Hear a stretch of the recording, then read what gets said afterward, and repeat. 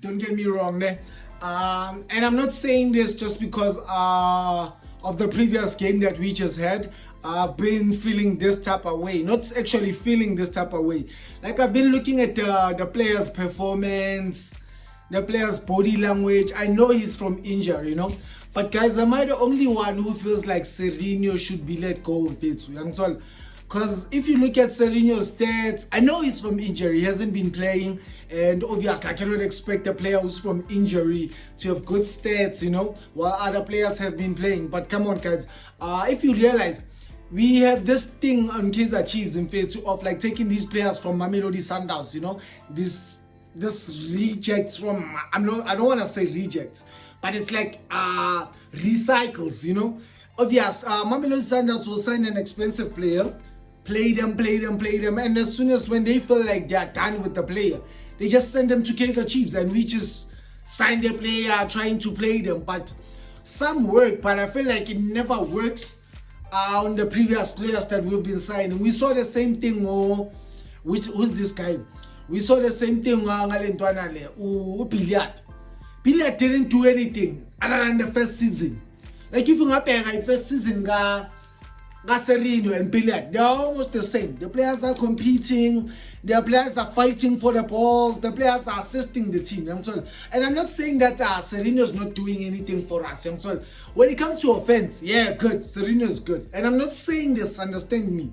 I'm not saying this due to the previous game that we just lost for the Nedbank Cup, that Sirino's game is very poor.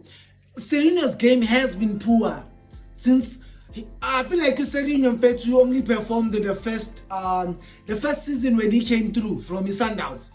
Then the rest of the season, Homeboy was not playing. Homeboy's body language was not okay. Homeboy's body language was just not here with the other players. And if you realize, Sirino is the most played player in Kaizer Chiefs, in fact. And for that amount, in fact, I feel like we can probably get like 3 players from the TDC to come through to the game. Let me check Sirino's salary, if you could check. Yeah, and I'm not saying it's because of the salary of what. No, it's because of the performance on the field. In fact, Sirino doesn't add anything to us. Okay, attacking wise, Sirino helps. Attacking wise, Sirino does help. But now when it comes to defensive plays, when it comes to holding, and I'm not saying that the homeboy should score. Sharp, he was scoring on Sundowns, scored. But look at the game type, Sirino. Sharp, he made 2 assists. It's just that Shabalala didn't Shabalala those 2 opportunities. Okay, Sharp, that's positive. And I'm not saying that I'm only going to focus on the negative side only. No, I'm focusing also on the positive. But what I'm saying is, in fact, if you look at the betway right now, in fact, if you are over the age of 30, you should still be on your game, bruh. That means you're still performing, you're still giving the other players tough time. But if you look at the other players, most of the players that are playing right now on the Betway Premier League, it's young players, which is good for South African football, which is good for the players, in fact. Because if you realize one thing we haven't been doing in the country is playing these young boys. But right now, most of these Betway teams are playing these young boys, which is good for South African football. I love what Orlando Pirates is doing. If you could look at Orlando Pirates' lineup and starting lineup, it's young players.